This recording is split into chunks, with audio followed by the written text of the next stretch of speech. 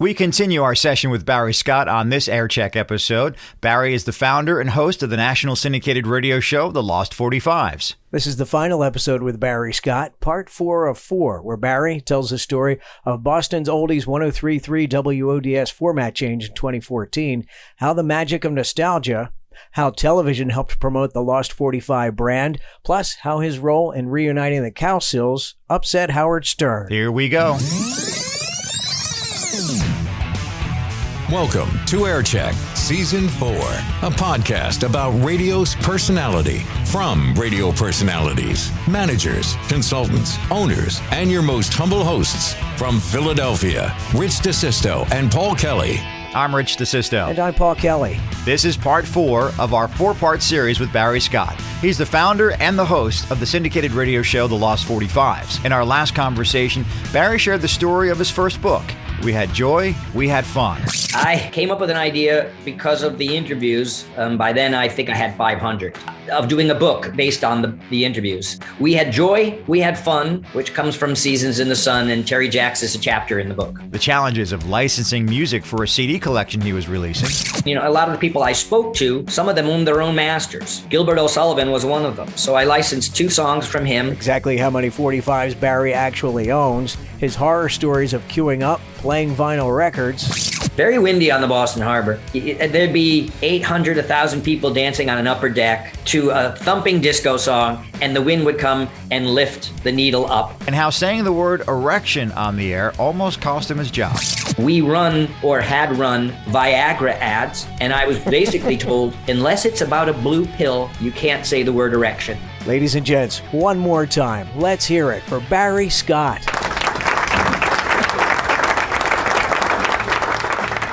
Well, Barry, as you know, if you find yourself in the radio business long enough, there's a good chance you'll experience and hopefully survive a station format change. You mentioned your first encounter with that process, but there's one particular format flip that affected you in a pretty big way. Talk about your reaction to Oldies 103.3's redirection there in Boston.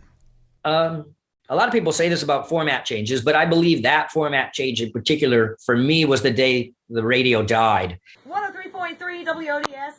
Gloria Gaynor, Never Can Say Goodbye. Oh man, you guys, it's down to the last song here. Yes. We figured the last song should be the very first song that we played. That works. Absolutely. You know? I have something I need to say to you. Okay. A couple of things. First of all, you've been an amazing pro here today.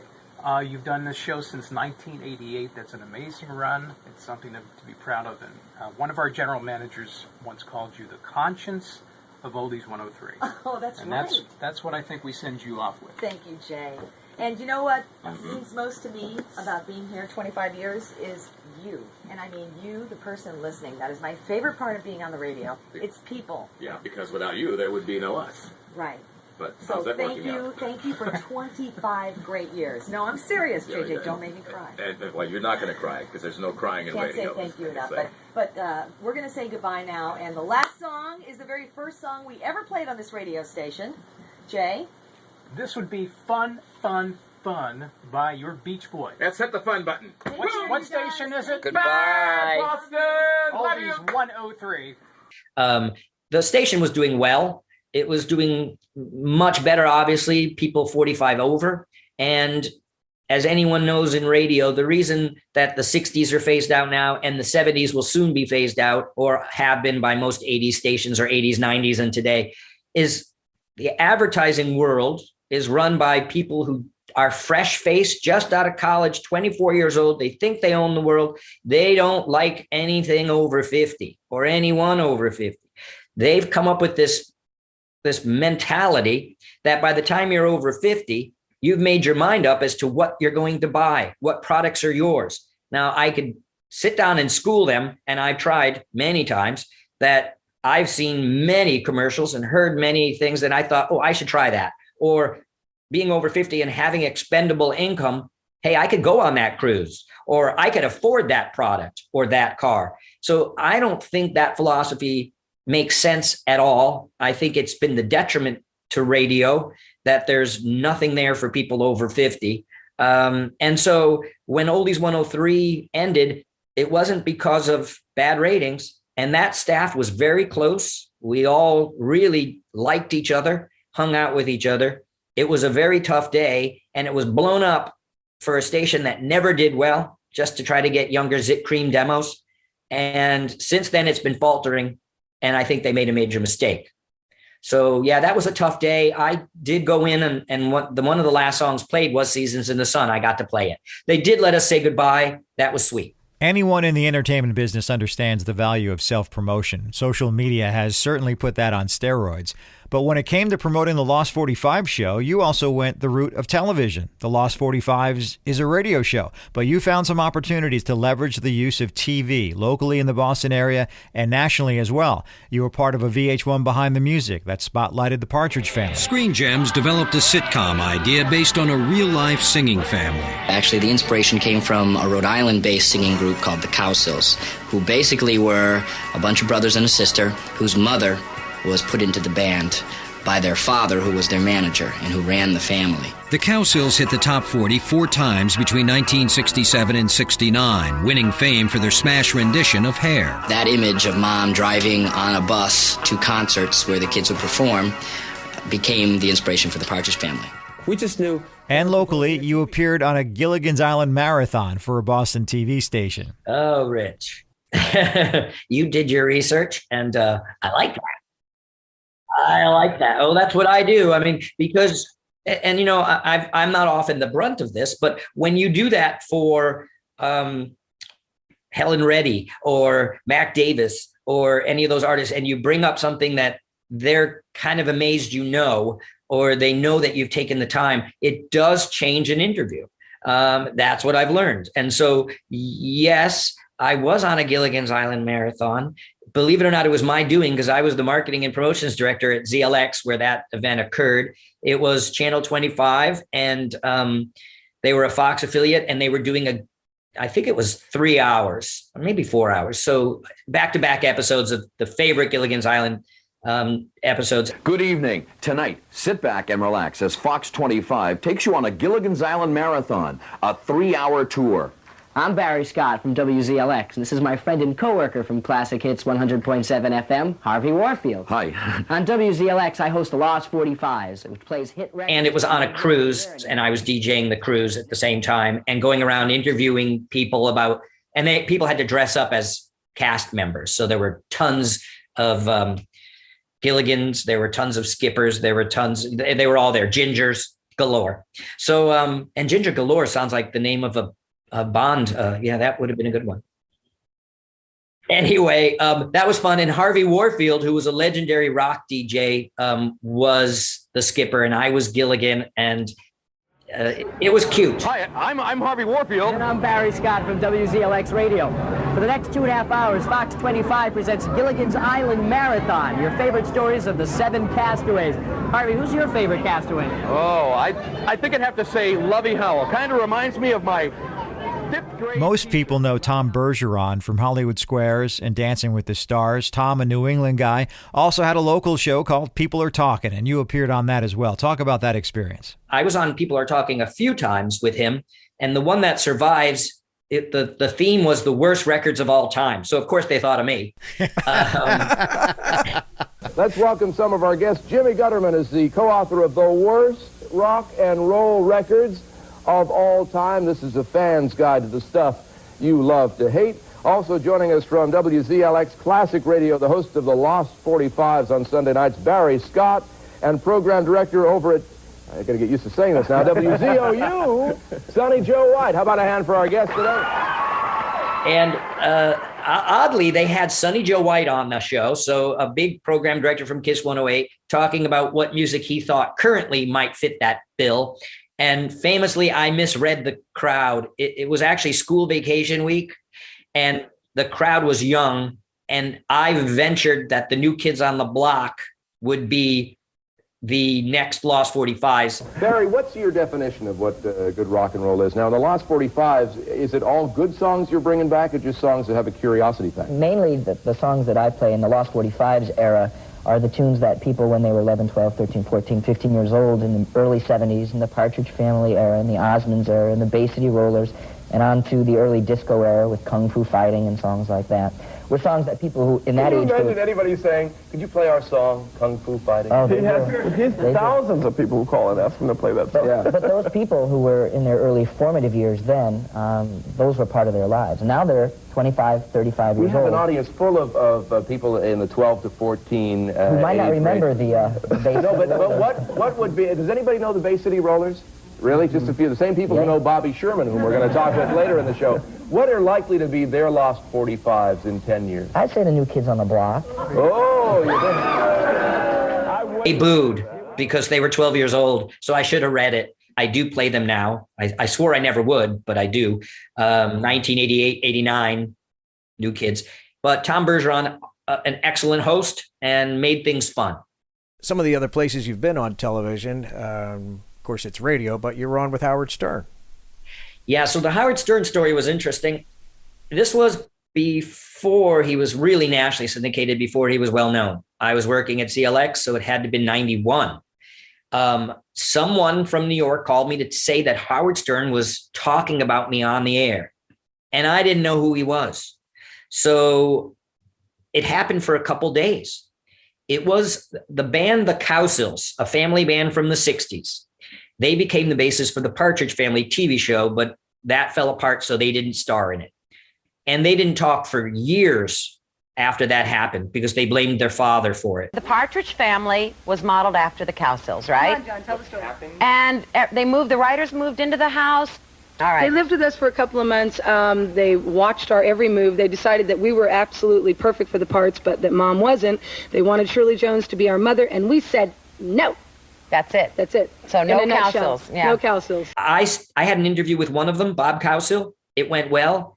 He recorded it and sent it to all his siblings. They decided they wanted to get back together. They came to Boston, reunited in my studio.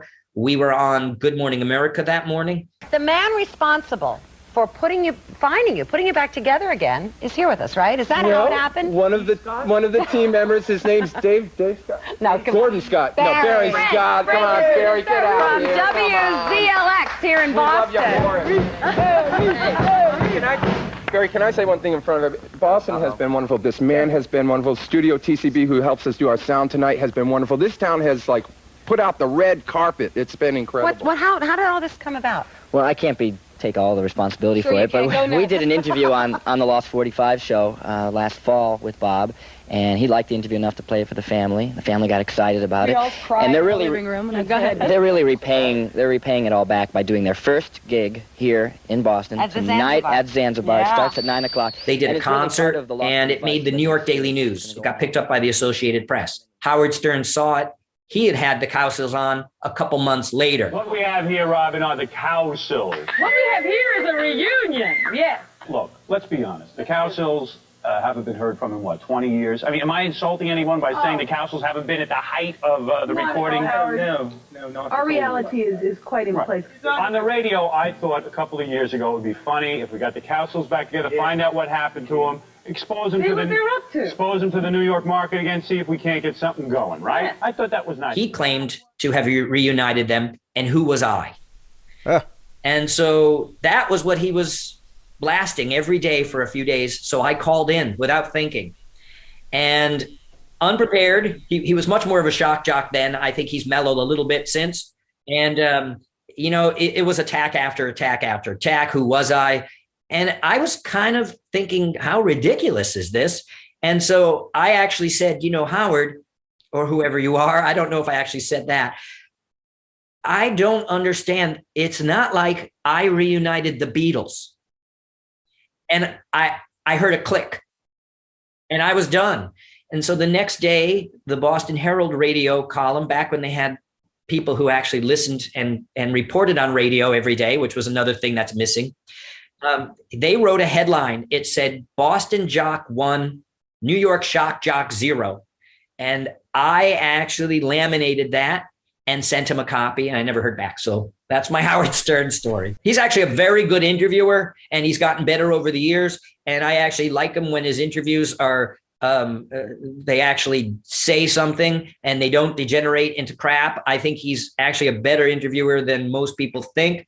I just don't always like the kind of interview he does. That's all. Barry, the Lost 45s radio show lives in the past. It feeds on nostalgia, which is something that people gravitate towards. Over time, it ebbs and flows, but it's always very palpable when it's front and center. Throwback Thursday, Way Back Wednesday, Flashback Friday. But what do you think the fascination is with nostalgia, and why do you think it's so powerful in our pop culture? Well, my first knowledge of nostalgia, I was 10. I went to see American Graffiti with my parents. And then came Happy Days and Laverne and Shirley. And so the 70s were so nostalgic for the 50s. And actually the nostalgia wave seems to be coming closer and closer. So the 60s, by the time I was at ZLX, the 60s baby boomer, big chill nostalgia was huge. And so I was already familiar with it. Even though I was 20, I already knew that this was a thing. So I think I always prepared myself for the fact that the songs I grew up with, that memory of listening to Leaving on a Jet Plane on a transistor radio, multiplied by hundreds and hundreds of other songs. I'm not alone. Everyone has it to some degree or another. Some people much more than others. Some people have an affinity to music much more than other people. Some people are rabid about it. They even catch me on mistakes that I've made or things that I've said inadvertently or overtly that I don't know what I'm saying, and they catch me. That wasn't from that album.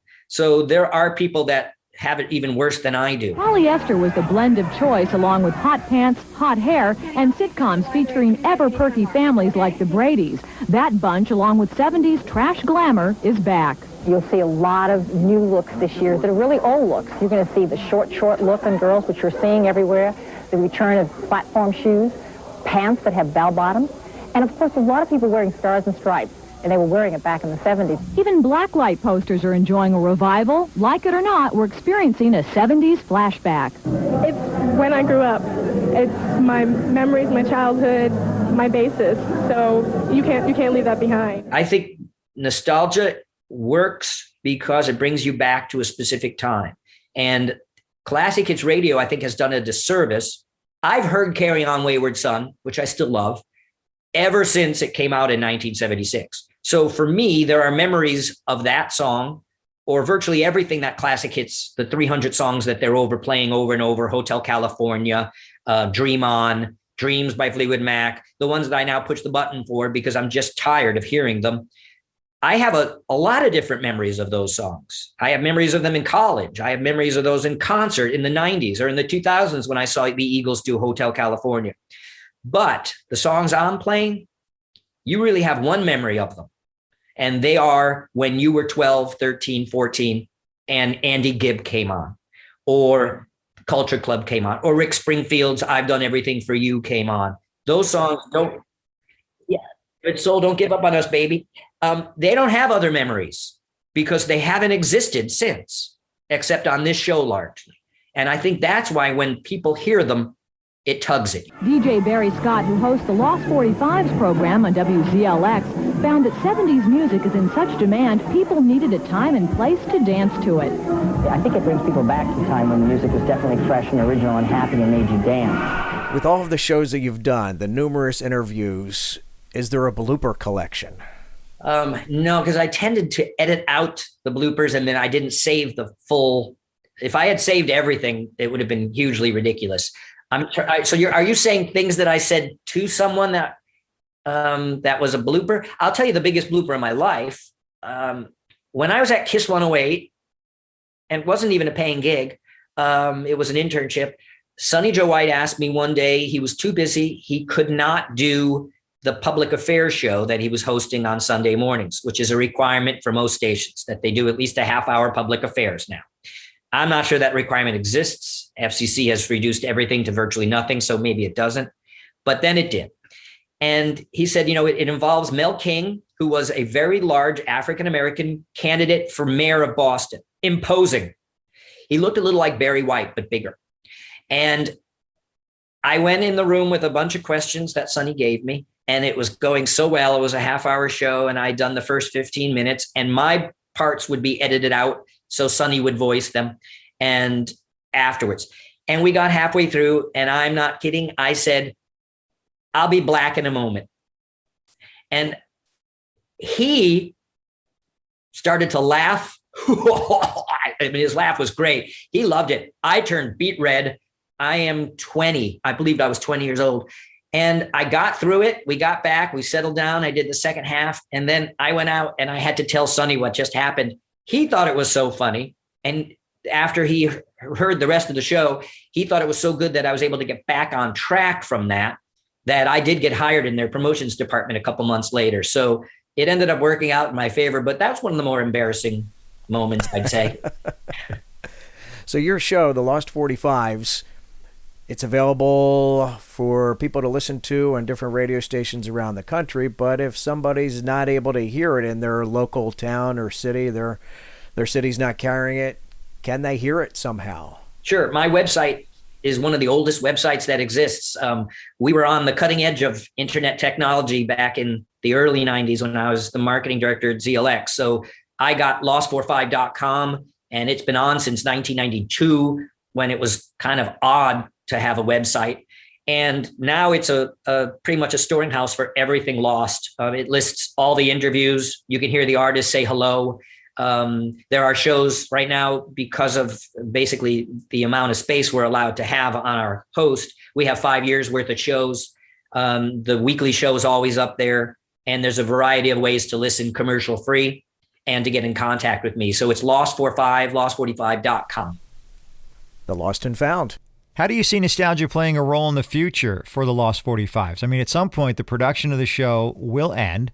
And you look at Casey Kasem and America Top 40, that show is no longer being produced, but the nostalgic value it holds allows it to be presented in its time capsule on radio stations today. Do you see a similar shelf life to the Lost 45s and being played on a radio station as a nostalgic piece of history? I don't see why not. One of the sad aspects of doing this show for so long is that a lot of the artists are passing away. And I didn't want it to be a show that every week was memorializing someone. But, there was a period last year where we lost Helen Reddy, Mac Davis, Kenny Rogers, all in a row. And I had interviewed all of them and had shows with them that were able to be repeated right away. And some of radio, especially classic hits radio, they don't really have the ability to do that because they're not largely local anymore. And sometimes it seems like they're not even topical. So these artists can pass away and you don't hear a mention of it. So immediately the show that I was sending out to stations was withdrawn. And that weekend show was Kenny Rogers or Mac Davis or Helen Reddy. And sadly, I could do that with virtually everyone we've interviewed. When they pass away, we can be the topicality that's needed.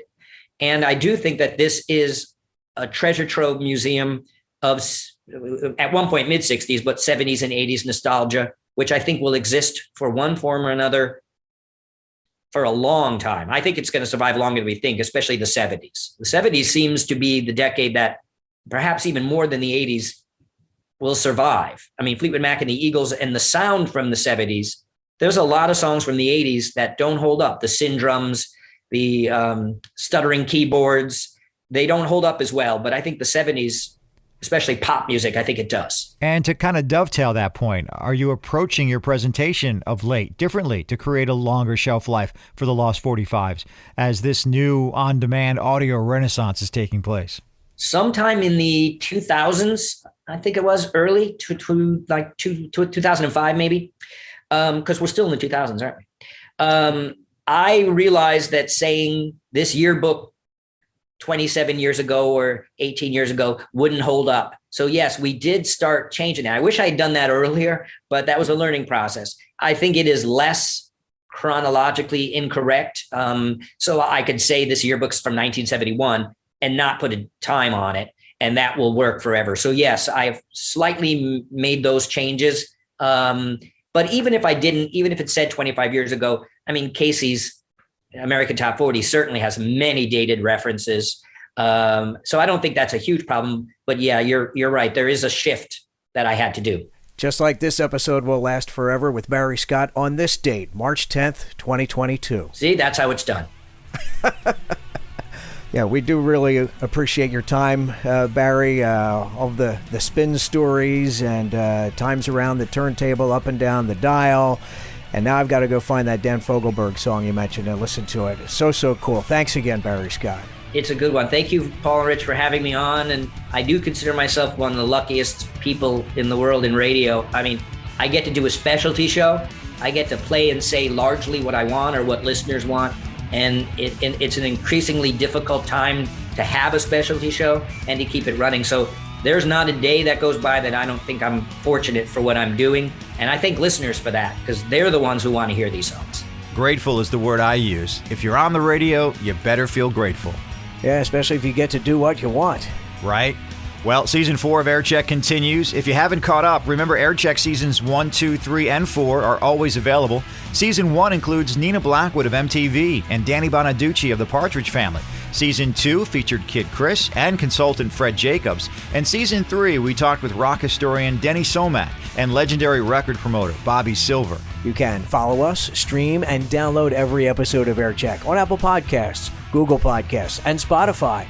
You can also tell your smart speaker to play AIRCHECK Podcast. If you haven't done so, give us a great rating. We'd also love to hear from you on our Facebook page, AIRCHECK Made. This is Rich DeSisto. And I'm Paul Kelly. We'll talk to you soon. Closing out another episode of AIRCHECK, a podcast about radio's personality from radio personalities. If you have radio stories to share, we'd love to hear from you. Join the AIRCHECK guest list. Email aircheckme@gmail.com. Musical props are Chris Gordon's. Announcer props, I'll take those. Greg O'Brien, the OB. AIRCHECK is available now on Apple Podcasts, Google Podcasts, and Spotify. You can also tell your smart speaker to play AIRCHECK Podcast. AIRCHECK is the creation of RDPK Productions.